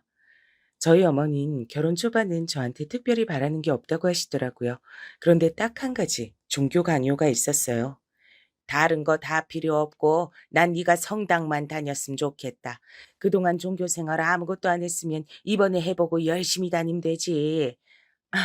어머니, 전 그냥 이렇게 사는 게 좋아서요. 아직 어디 신을 믿고 그러고 싶진 않아요. 그래? 근데 난 우리 정훈이랑 네 시동생 평생 성당 다니며 키웠어요. 며느리도 같은 뜻으로 맞을 생각이었는데 네 마음이 편하길 기다려봐야지. 처음엔 이렇게 풀어주시는 듯 했지만 이건 제 큰 착각이었어요. 그리고 이때까지만 해도 엄마랑 아빠는 제가 시집 잘 갔다고 생각하셨답니다. 두 분이 이런 표현은 절대 하는 편이 아니고 여동생을 통해서 듣게 된 얘기예요. 엄마, 그래도 어디 가면 언니 자랑하고 다녀. 돈 있고 건물 있는 홀 시어머니는 시집 갔는데 이쁨 받고 편하게 산다고. 요즘 같은 세상에 서울 신혼집 40평대 얻는 며느리가 어디냐고 말이야. 와, 엄마가 내 칭찬을 다 하고 다니네. 그래, 난 옛날부터 엄마 아빠처럼 천원 한 장에 궁상 떨며 살기 싫었어. 난 완전히 다른 삶을 살 거야. 그거야 언니 마음인데 너무 그런 얘기 엄마한테 다 하지 마. 나까지 빨리 시집 가라고 한단 말이야. 이런 얘기가 나올 정도로 제 결혼 생활은 무던하게 흐르는 듯 했는데요. 첫 아기가 생기고 난 뒤부턴 어머님 변하시더군요. 그것도 오래 참은 거라면서요. 나는 우리 서율이 태어날 때까지만 참았어. 주변에 보니까 며느리랑 뜻 맞으려면 그때까진 참으라고 하더라. 내 속이 진짜 속이 아니었다. 네? 어머니, 근데 저는 정말 성당 안 다닐 거예요. 지금 남편이랑 같이 애기 보고 하는 것만으로도 시간이 너무 부족한데. 다른 거 하라는 게 아니잖아. 그냥 정한 날짜마다 같이 가기만 하면 돼. 가서 애도 봐주고 할 테니까 너무 그렇게 앓는 소리 하지 마라. 내가 얼마나 그간 말도 못하고 입 닫고 답답하게 살았는지 아니? 어머니는 이때 아주 완강하게 의사를 표현하셨고 저도 사실 이 무렵에 어머니 도움이 필요한 터라 참았어요. 왜냐면 아기를 낳았고 당장 조리도 해야 되는데 친정에선 도움을 줄 수 없었거든요. 어머니가 따로 돈 들여서 도우미를 보내주셨어요. 나처럼 이렇게 며느리 대우해주는 시어머니가 어딨어. 전지에 둘러봐도 찾기 쉽지 않을 거다. 그런데다가 너 잘 되라고 너 복 빌어주게 성당도 다니자고 하고 유정이 너는 시댁 잘 만난 줄 알아. 하지만 저는 점점 늘어가는 자잘한 요구들이 불편해졌어요. 당연히 이 무렵에 남편이랑도 얘기했지만 별로 시원치 않았어요. 성당 가는 게 뭐가 힘들어. 당신은 다른 종교 갖고 있던 사람도 아니잖아. 그냥 가자고 하시면 잠깐 왔다 갔다 하면 돼. 그걸로 끝나는 게 아니니까 문제지. 몇 번 갔지만 나보고 받으라고 하시는 교육만 몇 갠데, 왜 자꾸 그런데 나를 집어넣으려고 하시는 거야. 음, 자기야, 말 좀 가려서 했으면 좋겠다. 당신을 집어넣으려고 한다니. 우리 엄마가 아주 이상한 사람처럼 들리잖아. 그럼 아냐? 우리나라는 명백히 종교의 자유가 있는 나라야. 나한테 설명해 주시는 것까진 괜찮은데 이렇게 강압적으로 나오시는 건 싫어. 결국 이처럼 고부 갈등은 부부 갈등이 돼버렸어요. 저와 남편도 사이가 막 무탈한 건 아니고 육아 관련해서 둘이 다툴 때가 좀 있었거든요. 역시나 남편은 이 부분에서도 저랑 자꾸 반대 의견을 내더군요. 일주일에 한 번만 나가는 거고 교육하는 데 시간 많이 안 써도 돼. 내가 애기 봐주면 되잖아. 그런 사소한 걸로 자꾸 엄마랑 부딪히고 싸우고 그러지 마. 내가 장모님이랑 그럼 좋겠어. 뭐? 우리 엄마가 언제 나서서 당신한테 이래라 저래라 한 적이 있어? 우리 집은 아무것도 강요 안 해. 어머니가 저렇게 일방적이신 거지. 하지만 남편은 여기서 본인도 내심 생각하고 있었던 마음을 내보이더군요. 저는 이 부분은 우리 친정에 말하기 창피해서 참아봤어요. 솔직한 마음으로 이런 말까진 하기 싫었는데 당신이 그런 식으로 비교하면 나도 말해야지. 우리 엄만 노후를 끌어다가 우리 집도 사주고 서율이 태어나고 용돈이랑 애기 옷까지 사주시잖아. 그러니 엄마도 할 말이 많은 거지. 지금 돈을 이유로 들어서 날 궁지에 모는 거야? 우리 친정은 돈 되는 거 없으니까 어머니 말 들으라 이거지? 마음대로 생각해. 난 전혀 그런 의도가 아니니까. 남편은 이렇게 말을 던져놓고 뒤로 빠지는 편이었고 애가 태어나고 우린 더더욱 더 자주 다투게 됐어요. 거기에 어머니까지 성당 강요에 혈안이 되어서는 제 정서는 조금씩 나빠지게 됐답니다. 그런 와중에 우리 시댁인 새 식구가 들어오게 됐어요. 저보다 더 무뚝뚝한 성향이지만 직업은 아주 좋은 동서가 나타났답니다. 어머니는 처음부터 꽤나 자랑을 하셨어요. 아마 저한테 감정이 있어서 더 그랬나 봐요. 여기 우리 새로 만난 둘째 며느리 영미야. 승현이가 보는 눈도 있고 해서 아주 괜찮은 아가씨를 데려왔지. 지금 검사로 일하고 있대. 얼른 이리 가까이 와서 인사해. 아, 네, 안녕하세요. 처음 뵙겠습니다. 그러자 남편도 옆에서 너스레를 떠는데 너무 얄밉더라고요. 와, 우리 집에 검사가 들어오다니 대박이다. 승윤이 덕을 내가 이렇게 보네. 이러면서 다들 반기는 분위기였고 저도 그럭저럭 환영을 해줬어요. 그런데 저랑 다른 게 있다면 동서는 확실히 좋은 직업이라 그랬던 걸까요? 딱히 종교 강요도 받는 것 같지 않고 시댁과 신혼집 거리도 아주 멀었답니다. 이 부분은 남편이 저 들으란 듯이 말해서 알았어요. 승현이랑 재수 씨네는 자기들이 집 얻어서 살고 있어. 알다시피 재수 씨 능력도 괜찮고 처가도 잘 사는 편이라던데. 집은 남자만 왜 다 하냐면서 자기도 보태겠다고 했대. 아, 그래. 대단하네, 그래. 능력 있으면 그렇게 해서 사는 게 맞지. 이런 말을 하면서도 새삼 남편이 절 비꼬는 듯한 분위기에 져버린 것 같아서 속상하더군요. 남편은 제가 어머니랑 사이가 나빠지니 어째 점점 저한테도 빈정대기도 하고 묘하게 한숨을 쉬어대곤 했어요. 승현이 저 녀석 어릴 때부터 여자들 똑똑하게 잘 만나고 다니더니 장가도 제대로 잘 갔어. 막판은 저렇게 건실하고 집안 좋은 재수 씨를 들이네. 처가에서 그렇게 툭 하면 부르고 용돈도 주고 그런데. 얼씨구, 그런 당신도 어머니한테 용돈 받잖아. 장모님 용돈까지 추가로 더 받고 싶은 거야? 나 먹고 살 돈이 없으니까 그러지. 버는 돈 죄다 와이프한테 줘버리고 애기랑 와이프는 신나게 쓰고 난 내 용돈 20만 원으로 살잖아. 남편은 본인 급여 400에서 용돈 20을 엄청나게 탓하면서 짜증을 냈었거든요. 이 부분은 저도 할 말이 있는데 이 또한 무시당했어요. 월급 400에서 당신 용돈 20만 원인 게 누가 들으면 그 380을 마누라가 먹고 노느라 다 쓰는 줄 알겠다. 내 용돈은 5만 원도 안 돼. 지하철 타거나 커피값 간신히 내는 정도야. 지인들이랑 밖에서 밥 먹어 본 적도 없어. 당신만 희생해? 그니까 왜 엄마한테 나간다고 대들어가지고 일을 이렇게 만들어? 엄마도 화나니까 니들끼리 알아서 나가 살라고 집 비우라고 난리지. 이 말처럼 전 어머니랑 대판하게 됐거든요. 몇 번 성당 가자고 하시는 거 맞춰들었더니 단 한 주도 안 빠지고 따라가길 원하셨어요. 그러다가 더 확장되어 생전 저는 경험도 안 해본 제사도 늘리시더라고요. 애들 아빠 있을 땐 진즉 이렇게 다 하다가 나도 먹고 살기 힘들어서 빼놨었어요. 근데 이제 며느리들도 하나씩 들어왔으니까 다 해야지. 그래, 진즉에 이렇게 했어야 해. 어머니, 아시다시피 서유리가 이제 돌 지난 참이라 전 그렇게까진 못해요. 그리고 어머니가 세우신 제사 계획은 한 명이선 절대로 못해요. 아니, 둘이라도 모자라다고요. 이러니 어머니랑 저는 점점 뾰족해져서 아기가 예민해져서 우는데도 계속 싸운 거예요. 너는 어쩜 그렇게 맨날 안 되는 것만 얘기하니? 시어머니 얘기 다 들어보지도 않고 맨날 무작정 탁탁 잘라버리더라. 그렇게 전부 네 맘대로 하고 살 거면 왜 결혼했어? 아니, 어머니 그게 아니라 전 자르는 게 아니고 지금 상황에서 가능한 것만 말씀드린 거예요. 됐어. 나도 이제 마냥 네 기분에만 다 맞춰주며 살진 못하겠다. 성당도 제대로 안 나오고 뭐래도 다 싫다고 하고 네 뜻대로 해주마. 대신 니들 능력대로 살아. 나 그 집도 팔아버릴 테니까 새로 알아봐라. 네? 어머니, 지금 갑자기 그렇게 말씀을 하시면 어떡해요. 저랑 남편이랑 서유리는 어디 가라고요.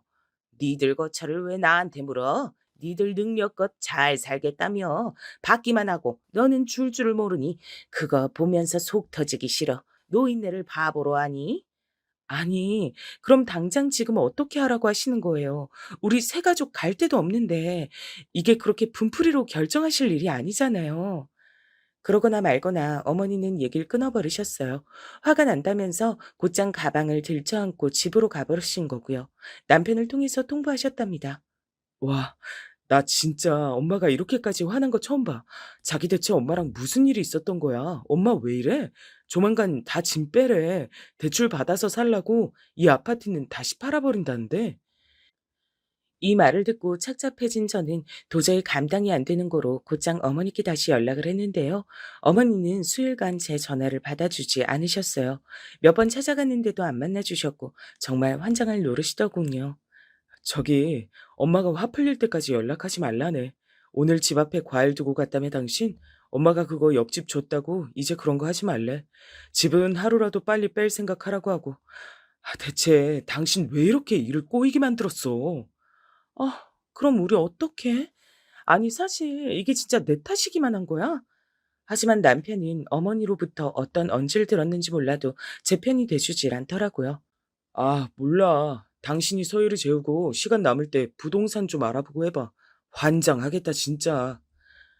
결국 분위기는 최악으로 치달아 정말로 우리는 집을 알아보게 됐고 급히 재정도 아끼게 됐고 난리가 났어요. 수개월을 힘들게 살던 중 저는 갑자기 이상한 상황을 하나 발견하게 됐답니다. 여보, 내가 받은 평수 아파트 보냈는데 아직도 메시지 확인을 안 했네. 좀 보라고 했잖아. 몰라. 나 받은 게 없는데. 일단 나 씻고 좀 올게. 전 이때 답답해서 남편이 화장실 들어가면서 던져둔 휴대폰을 잡고 찾아보려는데요. 그 순간 바로 위에 툭 메시지가 뜨는데 이거 앞만 봐도 해독이 어려운 내용인 거예요. 이렇게 왔더라고요. 서율이 아버님, 다음에도 서율이랑 우리 태원이랑 함께 놀면 좋을 것 같은데 시간 언제 괜찮으세요? 태원이가 서율이를 계속 찾아요. 대체 이게 뭔 내용인가 해서 멍하니 있다가 그 톡을 열어서 봤어요. 그런데 몇 마디가 그렇게 길게 나눈 톡방은 아니더라고요. 하지만 결정적으로 제 눈을 강타한 조금 놀라운 사진이 하나 있었어요. 그건 남편이 우리 딸을 안고 어느 키즈 카페 같은 데에서 어색하게 웃고 있고 그 옆엔 고만한 아들내미를 아는 예쁘장한 애기 엄마가 바로 옆에 앉아 V자를 하고 있더라고요. 이게 뭔 사진이야? 언제 이런데? 가만 있자. 애기 옷 사진이. 생각해보니 이날은 제가 어머니를 따라 성당 교육을 받으러 갔던 날인 거예요. 그날 남편이 딸내미를 데리고 공원에 가서 놀아준다고 했는데 그때 찍은 것 같았어요. 근데 뭔가 분위기가 좀 그렇더라고요. 왜 여자들은 알지 않나요? 자기 남편이 뭔가 어색해하는 표정이나 뭔가 해서 여자를 의식하고 그런 얼굴 말이에요. 그 순간 남편이 화장실에서 나오더니 절 보고 화들짝 놀랐어요. 와, 깜짝이야. 당신 왜 화장실 앞에서 뭐야? 뭘 보는 거야? 당신 태원이 엄마가 누구야? 이게 다 뭐야? 뭔 사진인데 이거? 그러자 남편은 제가 크게 확대해서 보여주는 사진에 깜짝 놀라더니 바로 핸드폰을 뺐더라고요. 아, 이거? 이거 그거 그때 저기 언제지? 잠깐만. 머리 물기 좀 닦고. 뭐야. 왜 핸드폰을 몰래 보냐고. 저번에 내가 어머니 따라 성당 갔을 때 맞지? 당신은 서율이랑 공원 간다고 했던 그날인 것 같은데? 어 맞아. 그때일 거야. 맞아. 서율이랑 같이 갔어. 와중에 전 냉정을 찾기 힘들었지만 아주 건조하게 읊어댔어요. 당연히 그랬겠지. 그때 사진인 것 같네. 당신은 몰라도 애는 머리 펴서 보냈고 어떤지 난 기억하니까. 그게 그날 공원 갔을 때 서유리가 잘 놀아서 어쩌다 보니까 나도 혼자 왔고 거기에 엄마도 혼자 왔고 애들 밥 먹일 때 되고 그래서 애들 놀게 한 거야. 그래? 근데 뭐 이렇게 사진까지 찍었대. 그리고 당신 나한테 그런 말 전혀 안 했잖아. 저는 괜히 억하심정인지 몰라도 그 사진 속 이쁘장한 여자가 묘하게 우리 남편 쪽으로 얼굴을 기울고 있는 게 참 싫더라고요. 결혼한 여자들이라면 대부분 이런 거 싫지 않을까요? 이상하게 끼부린다는 느낌이 들었어요. 당신, 내가 서율이 데리고 요 앞 놀이터 가서 논다고 쳐? 그때 또래 애 아빠가 옆에 와서 애들끼리 잘 놀면 그렇게 다 같이 한 차를 타고 이동해서 밥 먹고 사진도 저러고 찍으면 어떨 것 같아? 뭐? 그 새끼 가만 안 두지. 그 완전 미친놈 아니야? 얼씨구. 나한텐 지금 당신이랑 저 애 엄마가 딱 그 상황이야. 그날 같이 한 차로 움직이고 밥까지 먹고 사진은 왜 찍어서 갖고 있는 건데? 나 못 참겠어. 그 여자 번호 넘겨. 와, 여보, 이거 진짜 애 욕먹이는 거야. 그냥 단순히 같이 밥 먹고 그랬을 뿐이고 그 뒤로 또 본 것도 아니고 진짜 아무것도 아니야. 근데 이렇게 뭐라도 잘못된 것처럼 몰아세워야겠어? 나중에 소율이랑 같이 지나가다가 그 집 또 보면 얼마나 민망하겠어. 누가 뭐래? 뭘 상상하는 거야? 난 그냥 우리 애랑 애 아빠랑 좋은 시간 보내줘서 고맙다고 단돌이 하는 거야. 당신이야말로 꿀릴 거 없으면 번호 내놔. 이리하여 저는 끝내 번호를 받았고 그 애엄마에게 문자로 연락했어요. 남편은 옆에서 저에게 있는 짜증을 다 내고 있었고요. 안녕하세요. 저 서율이 엄마예요. 우리 애아빠랑 서율이랑 차도 태워주시고 밥도 같이 드시고 사진도 예쁘게 잘 찍어주셨다고요. 저희 가족이랑 좋은 시간 보내주셔서 감사해요. 다음엔 저랑도 같이 한번 봬요. 이렇게 무미건조하게 제가 문자를 보내놨는데 나중에 아주 호들갑을 떨면서 답장이 왔더라고요. 근데 웃긴 게 저랑 만나긴 싫어하는 거예요. 어머, 안녕하세요. 서율이 어머니시구나. 그날 서율이 아버님이 우리 태원이랑 저한테 너무 잘해주셔서 감사한 시간 보냈어요. 저도 또 뵈면 좋을 텐데 제가 곧 복직 예정이라 바쁠 것 같아요.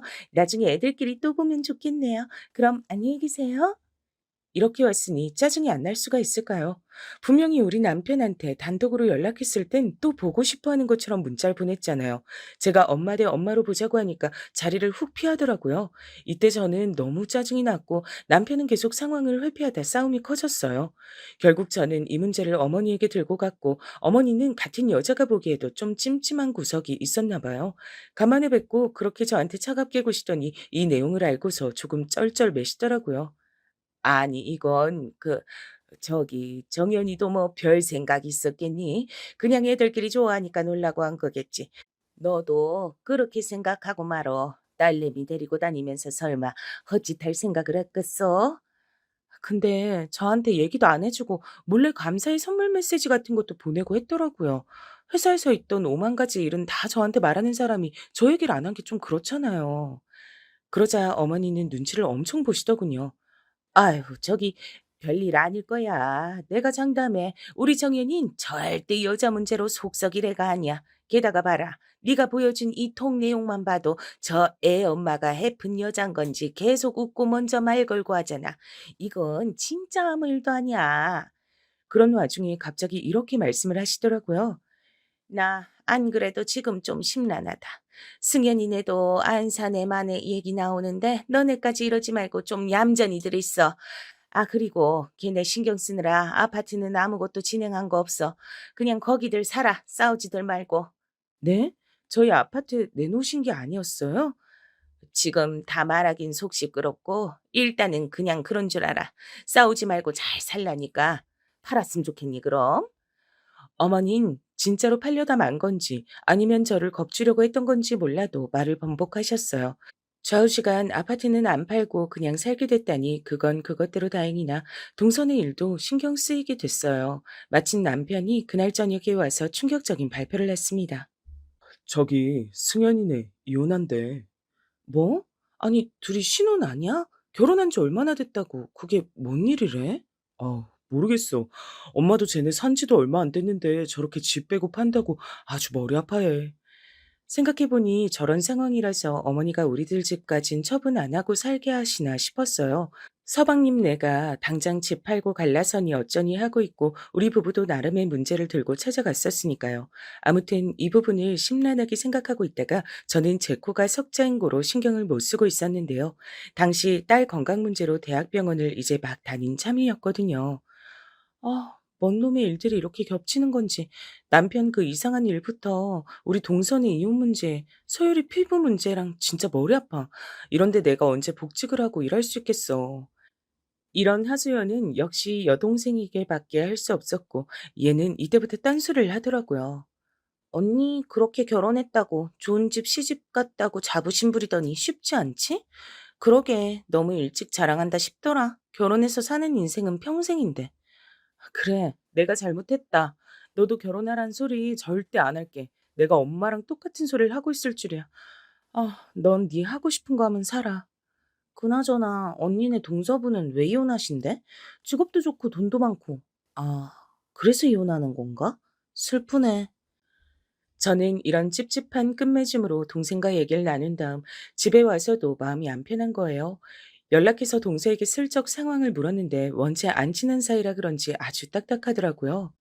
아, 네, 형님. 무슨 일로 연락하셨나 했어요. 네, 그렇게 일이 됐어요. 저번에 어머님 생신일로 문의 주셨을 때 저도 이거저거 한다고 했는데 아시겠지만 제가 이제 같이 준비할 상황이 못 돼서요. 암튼 그리 됐어요. 죄송합니다. 결국 동서는 자세한 사정은 끝내 말해주지 않은 채 아주 속전속결로 이혼을 하고 이 집에서 잊혀지게 됐답니다. 그 뒤로는 서방님도 집안 행사에 얼굴을 들이미지 않았고 어머니는 계속 시름시름 앓으셨죠. 아우 어쩜 인생사 마음대로 되는 게 없냐. 너무 힘들다 진짜. 우울해서 못 살겠네. 다들 아무도 보기 싫으니까 연락들 하지 마라. 어머니는 명절 때 저랑 동서랑 다 모여있던 모습이 생각나서인지 이후로 웬만한 행사들은 안 보자고 보류하시더군요. 하지만 그 와중에도 저한테 전화해서 그렇게 한풀을 하시고 자꾸 쓸데없는 요구들을 하시는 거예요. 정연이한테 잘해주고 살아야 된다. 내가 승연이 때문에 신경을 못 쓰고 있는데 우리 귀한 장남 집 내가 자주 들려보지도 못하고 있잖아. 얘 밥은 잘 챙겨 먹고 다니니? 네가 더 잘해 먹여야 돼. 어머니, 지금 서열을 챙기기만도 힘들어서 그럴 새가 없어요. 먹는 것도 잘해 먹고 있으니 걱정하지 않으셔도 돼요. 그렇게 몇 년이 흘러가고 딸 건강도 괜찮아졌고 전 복직해서 하루하루 보내고 있었어요. 하지만 이 사이 촘촘하게 껴있는 어머니의 히스테리를 받아들이느라 미치겠더라고요. 오는 길에 들러서 반찬 좀 가져가라. 어제 보낸 서유리 사진 보니까 옷을 왜 이렇게 춥게 입혀 다니냐. 너 그거 얼마나 번다고 애를 그렇게 대충 키워?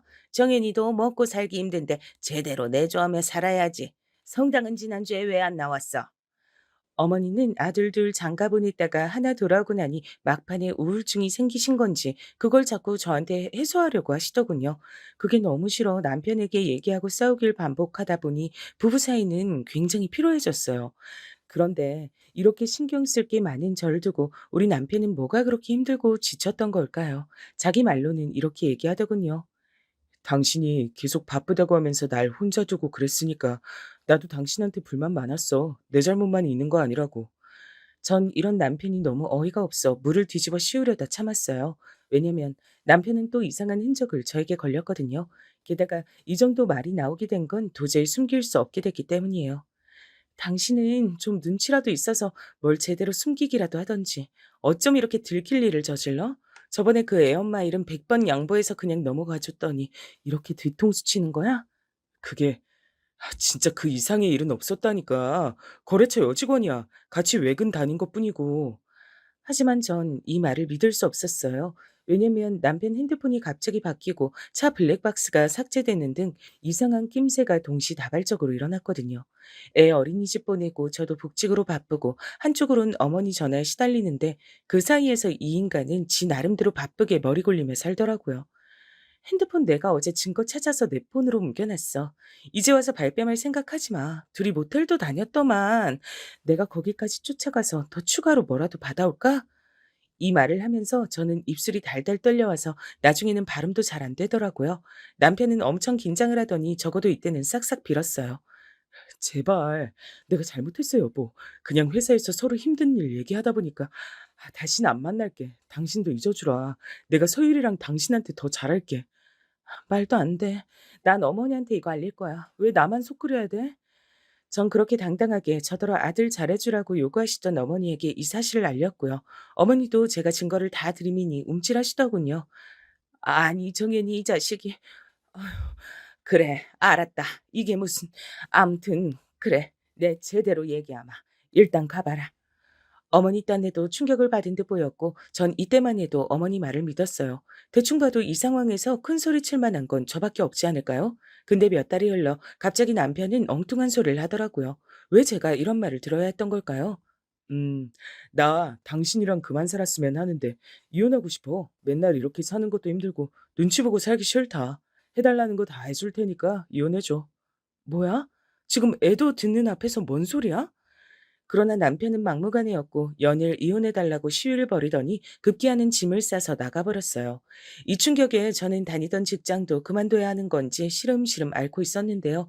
어머니도 한동안은 제 편을 들어주시다가 역시 팔은 안으로 굽는 걸까요? 태도를 슬슬 바꾸시는 거예요. 그러게. 내가 너 성당 제대로 안 다닐 때부터 알아봤어. 그니까 이렇게 힘든 일들이 생기는 거 아니냐. 정연이도 너가 자꾸 나랑 부딪히고 하지 않으면 딴 여자 보거나 이혼할 생각 안 했을 거다. 와, 이게 무슨 말씀이신지. 저 오늘은 어머니랑 얘기 오래 못 나누겠네요. 전화 끊겠습니다. 전 당시 보통 정신 상태가 아니라서 친정에 애를 대충 맡겨두고 머릿속으로 온통 남편의 뒷조사만으로 가득해졌었어요. 그러다 겨우겨우 하나씩 퍼즐처럼 맞춰나가서 남편이 만나는 듯 했던 그 여자를 찾으러 갔답니다. 그런데 이 기집애가 아주 보통이 아닌 거예요. 제가 넉넉고 힘들어하던 사이 뒤에서 어머니와 남편, 이 여자애는 어마어마한 일을 벌리고 있었더군요. 저 임신했고 곧 아기 낳아요. 왜 이혼을 안 해주시는지 저도 너무너무 궁금해서 만나뵈려고 했어요. 어머니랑도 이미 얘기 다 됐는데 언제까지 그렇게 우리 피를 말리실 거예요? 이 기집엔 한눈에 봐도 배가 불러 있었고 듣자 하니 우리 남편이랑 같이 살고 있다더군요. 오빠가 그쪽 때문에 죽을 것 같대요, 진짜. 이혼해서 집도 주고 양육권도 주고 다 가지라고 한다는데 자꾸 그렇게 버티실 거예요? 적반하장으로 나오는 이 여자의 기에 눌려버린 저는 몇 마디 시원하게 따지지도 못하고 등신처럼 걸어 나왔답니다. 아마 다들 답답하시고 왜 그렇게 하고 나왔냐며 절 욕하시고 싶으시겠죠. 제가 딱 그 꼴을 저희 친정에 당했답니다. 피해자는 나인데 피해자가 시원스레 일 처리를 못하고 듣는 사람들 답답하게 한다고 우리 친정은 저에게 어마어마한 손가락질을 했어요. 아이고 이 등신아 네가 뭘 잘못했다고 그년 얘기만 고분고분 쳐듣고 나왔어. 그래서 이혼 안 해주고 버티려고? 무슨 깡으로. 게다가 이혼 안 해줄 거면 지들 새끼까지 키우라고 지랄들이던데 너 진짜 미친 거 아니냐? 세상 등신도 너 같은 등신은 없을 거다. 공부 실컷 시켜놓고 없는 형편에 좋은 학벌 만들어놨더니 덜컥 결혼부터 해서 애 낳고 그렇게 지 앞길 지가 꼬내아주 그러게. 그렇게 기우는 결혼하는 거 아니랬더니 굳이 우겨가지고 해놓고서는 애미 애비 가슴에 그렇게 대못을 박냐? 왜 다들 나한테 이렇게들 난리야. 자신 있으면 쫓아가서 사위 멱살이라도 잡고 사돈네 집이라도 뒤엎어. 그럼 내가 당장 어떻게 해야 돼? 이제 막 복직해서 난 돈도 없어. 서율은 어떻게 키우라고. 내가 잘 사는 것 같을 땐 아무 말도 안 하더니 이렇게 힘들어지니까 나보고 등신이라고? 부모가 할 소리야 그게? 전 이 길로 뛰쳐나와 친정과 한동안 연락을 끊었는데 더 기막힌 일이 저에게 찾아왔어요. 그렇게 이혼해달라고 악마처럼 굴던 남편이 얼마간 연락이 없었고 전 남편이 없는 집에 아이와 살며 죽은 사람처럼 버티고 있었는데요. 토요일 오전 9시쯤이었을까요? 저는 사실 그날 날짜까지 다 기억한답니다. 이때 남편이 갑자기 불쑥 들어왔어요. 우리 딸 서유리가 아빠를 놀라서 부르기도 채 전에 남편은 웬 아기를 안아들고 현관에 서 있었어요. 뭐야 당신? 진짜 나 죽는 꼴 보고 싶어? 못 키운대. 그니까 당신이 좀 어떻게 해줘. 뭐라고? 서유리 너 잠깐 방에 들어가 있어. 와 진짜 죽겠네. 사람을 아주 죽어라 죽어라 하는구만. 니들끼리 좋아서 싸질러 놓고 뭐? 그걸 나보고 키워? 니네 돌아버린 거 아니야?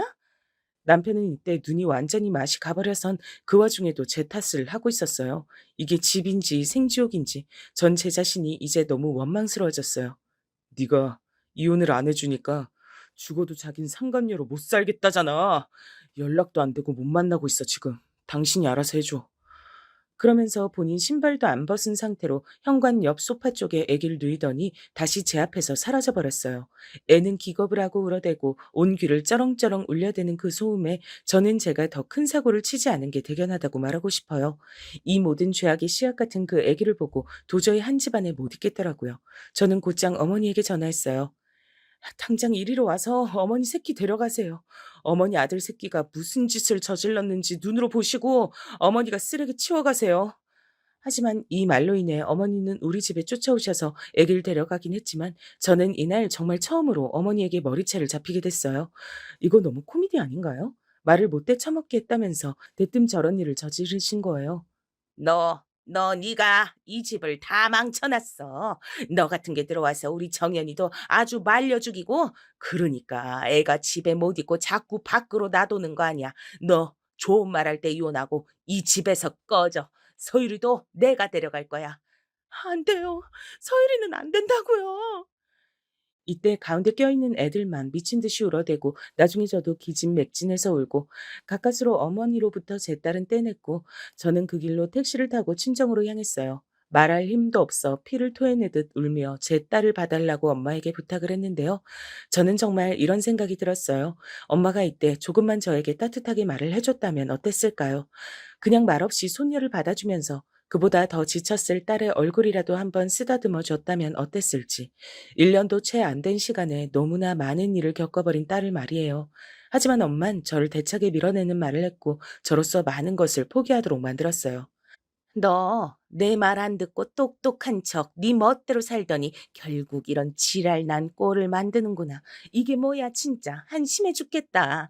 네 새끼 하나 제대로 못 키우고 이렇게 데려와서 환갑 넘은 노친네들한테 맡기고 서방 하나 단속 못해가지고 혼의 자식을 떠맡어? 내가 안 떠맡았어. 어머니가 데려갔다고 엄마. 나 지금 힘들어. 나 어머니한테 머리채까지 잡혔어. 그만 좀 해. 나 진짜 죽을 것 같아. 아유, 꼴 보기 싫어. 소율인 내가 데리고 있을 테니까 너 어디 가서 머리 좀 식히던지 해. 아유, 속 시끄러워. 좁은 집에 다 같이 부대 끼고 있을 자신 없으니까 일단 너는 좀 나가라고. 그러면서 엄마도 저를 쫓아내다시피 했고 저는 그 길로 터덜터덜 나왔어요. 특별히 문제될 거 없이 멀쩡한 날씨라 전 더 서글프고 살기 싫어지더군요. 멍하니 친정 앞쪽에 있는 한강공원을 보며 계속 타박타박 걸어갔고 그때쯤 제 머릿속에 생각나는 사람이란 한 명도 없었어요. 어떻게 메고 왔는지 그냥 몸에 달려있는 것 같은 가방 안에 핸드폰만 있을 뿐 그렇게 멍청하게 한강 어디쯤 앉아 서늘한 생각들만 하며 넋이 나가 있었는데요. 그때 갑자기 핸드폰이 지잉하고 울리더군요. 어머니 아니면 우리 친정엄마 아니면 남편이겠지. 어느 쪽을 받는다 해도 죄다 무겁고 진저리가 나는 말들을 떠올릴 게 뻔해서 안 받았는데 계속 귀찮게 울려서 다시 봤는데 발신자는 동서였어요. 여보세요? 저는 받고도 좀 어이가 없어서 내가 왜 전화를 받았나 싶더라고요. 동서 연락처가 저장돼 있는 것도 잊을 정도로 이혼하고 나간 동서와 교류가 없었으니까요. 헌데 대뜸 동서는 이렇게 묻길래 저는 기절할 만큼 놀랐어요. 형님, 요즘 많이 힘드신 것 같은데 괜찮으신가요? 동서가 이 상황을 어찌 짐작했나 했더니 제 톡 프로필 사진을 보고 알았다더군요. 저도 톡 상태를 자주 보는 건 아닌데 최근 바꾸신 사진이 다 까맣고 게다가 죽고 싶다고 쓰셨던데 무슨 일 있으세요? 가정은 평안하신가요? 전 이때 갑자기 급체해서 뭔가를 다 쏟아내고 토하는 사람처럼 몇 년 만에 연락된 동서한테 난데없이 통곡을 하며 마구 오열을 했어요. 그러고 전화기를 붙들고 눈물 콧물 쏟아내며 거의 3시간 가까이 통화를 했죠. 지금 생각해보면 그 전화를 용케 듣고 있어준 동서도 대단했네요. 그런데 끝물이었지. 동서가 이렇게 말을 해주는 거예요. 제가 한 번도 생각해보지 않았던 방향으로요. 형님, 그래서 그렇게 그냥 이혼을 해주시거나 아님 스스로를 힘들게 하시거나 하고 끝내시게요? 저도 그 집에 당한 게 많아서 아직 해소 안 된 분노가 있어요. 그리고 하는 꼴도 여전히 똑같고 알량한 재산 갖고 사람 함부로 대하는 거 그대로네요. 저기 제가 대신 복수해 드려도 될까요? 복수? 복수라니? 지금 들어보니까 해먹을 만한 방법이 많은데 형님이 너무 많이 지쳐 있으신 것 같아요. 그러실 만도 하지만 일단 그렇게 계시면 안 돼요. 우선은 친정에서 아기 데리고 다시 집으로 들어가세요.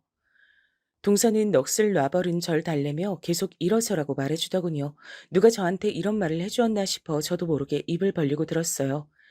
저는 우라랑 화병 이런 거 생기는 거 결국 본인 잘못이라고 생각해요. 형님 어머님도 말은 그렇게 하셔도 아마 저랑 같은 생각이실걸요. 말이 한 끗 차이라 제대로 표현 못 하신 것뿐이에요. 남인 저도 이렇게 답답한데 친정 엄만 더 그렇겠죠. 당하고 다 밀려나기만 하시면 어떡해요. 뭐가 되든 들이받아야죠.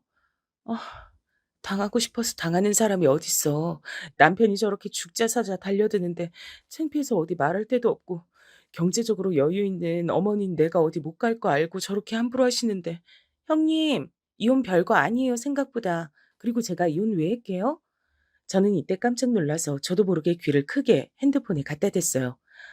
진짜 어이가 없고 웃겨 죽겠는 게요. 그 사람 그전 여자랑 계속 만나고 있던 걸 저한테 걸렸어요. 어쩜 아주버님도 그 인간 형이란 사람도 형제가 그리 쌍으로 똑같아요? 어머님 대처도 너무 판에 박은 듯 똑같아요. 이 부분에서 그냥 손이 스르륵 올라가 입을 막게 되더라고요. 동서는 쭉 이어서 말했어요. 하지만 제가 어떻게 할게요? 어머니 군말 없이 이혼할 때 다 싹 나눠서 주고 감히 저한테 뭐라 반박도 못했어요. 그런데 형님한텐 본인이 갑질할 수 있으니까 주제에 물리적인 행동까지 퍼부으셨더라. 이거 구미가 당겨서 못 참겠네요. 오지랖 좀 제가 빌려도 될까요? 저는 이때 힘겹게 동서에게 그래달라고 차마 제 손으로 못할 일을 동서에게 거의 수동적으로 부탁을 했어요.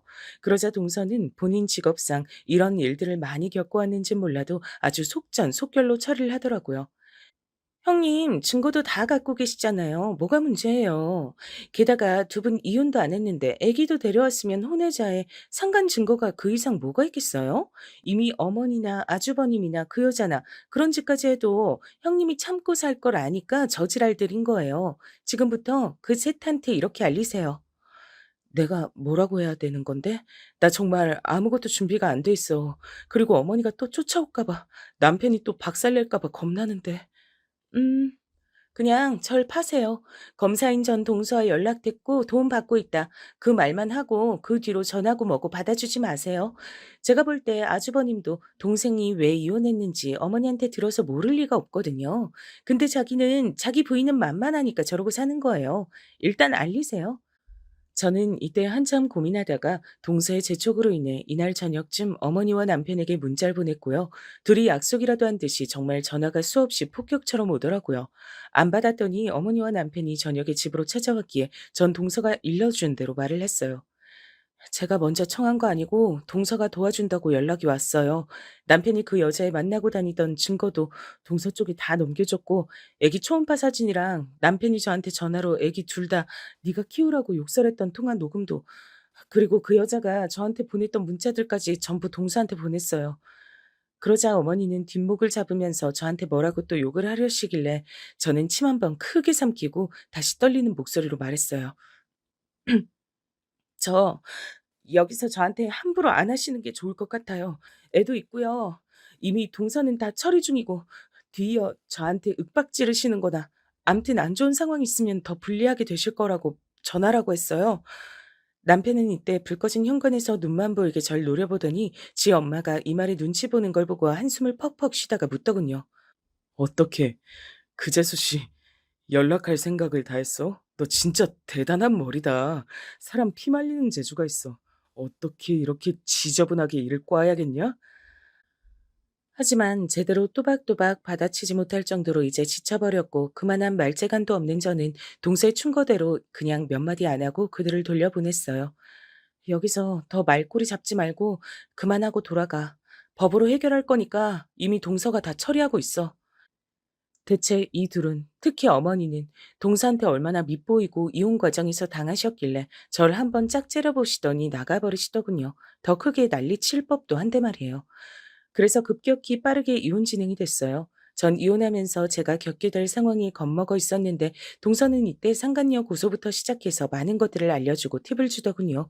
재산 분할이 시원스레 이루어질 상황은 아니었지만 그 부분도 도움을 받았고 안 되는 부분은 더 알려줬어요. 많이 못 받으실 거지만 그래도 좀 더 받으시려면 그 여자애네 집 건물 있다면서요. 분명히 어머님 늙은 여우가 다 돼가지고 새 며느리가 좀 사니까 그 집 덕도 보려고 했겠죠. 그러니 못 이기는 척 애 받아주는 척 하면서 본 며느리 지발로 아무것도 못 갖고 나가게 몰아붙인 거고요. 아, 그런 건 생각도 못 했는데. 그럼 어떻게 해야 되지? 그 여자의 집에 알려서 소문낸다 하세요. 맘카페건 어디건 다 제보해서 알린다고요? 유명한 가게들 들어선 건물인데 타격받을 수밖에 없거든요. 딸을 쥐잡듯 잡고 어머니랑 아주버님도 멱살 잡히겠죠? 결과는 어찌 될지 몰라도요. 저도 이혼 문턱에서 자꾸 한 푼이라도 안 주려고 악을 쓰는 어머니와 남편에게 이 얘기를 던졌더니 지들 새 삶에 걸릴 것 같았는지 그제서 저에게 확 꼬부라지더군요. 아니, 좋아. 그럼 양육비를 다 선불하는 셈 치고 집은 당신이 갖도록 해. 이렇게까지 해주는 거 나 진짜 크게 결정한 거야. 집만으론 안 돼. 서율이 앞으로 어떻게 키우라고? 난 주기적으로도 계속 찾아갈 수 있어. 서율이 데리고 나타날 거야. 남편은 여기서 왁 하고 소리를 지르려다가 그마저도 지 마음대로 할 수 없다고 생각이 번뜩 들었나 봐요. 이래서 사람이 당하고만 있으면 안 되고 증거랑 뭐든 힘에 빌려서 기왕이면 가장 센 데에 가서 도움을 얻어 반격해야 되나 봐요. 이러니 저러니 지가 잘못한 게 너무 많아서 그런지 남편은 군말 않고 집과 위자료, 아이 양육비 선불 겸 해서 억대의 돈을 저에게 지급했어요. 하지만 순수한 계산으로 단지 뭐가 무서워서 그런 건 아니었을 거예요. 그 상간년 아버지 건물이 그 지역에서 몇백억대 할 거예요. 그러니 전 와이프가 계속 들러붙는 거 처리하고 지는 완전 새삼 살려고 그러는 거예요. 준 거는 그냥 다 받으세요. 지난 날에 대한 보상이고 똥 치우는 값이라고 생각하시고요. 하지만 저는 이대로 넘기기 힘들어서 시간 좀 지나 맘카페에 슬쩍 이니셜이나 이런 거 몇 개 숨겨서 글을 올렸어요. 그리고 사람들 어느 정도 본 것 같았을 때 글을 지웠고 탈퇴해서 흔적을 지웠는데요. 결국 남편과 그 상간년 사이도 부당하다는 게 그 건물이 있는 동네에 알려졌고요. 둘 사이는 순탄치 않아 보여요. 왜냐면 남편의 톡 프로필 사진도 시꺼멓게 변했더라고요. 원래는 그년과 아기랑 단란하게 찍은 사진을 올려놨었거든요. 저는 그런 터널을 벗어나와 남편이 준 아파트도 팔고 위자료까지 다 모아서 다른 지역으로 이사 와서 살고 있어요. 몇 년 뒤면 제 딸도 학교에 갈 테고 남편과 셋이 살던 흔적을 모르는 곳으로 가고 싶었거든요. 싱글맘으로 워킹맘으로 살기 힘들지만 아무튼 그때 동서에게 만난 것으로 인해 새 삶을 선물 받았다고 생각해요. 열심히 살아가 보려고 합니다. 들어주셔서 감사합니다.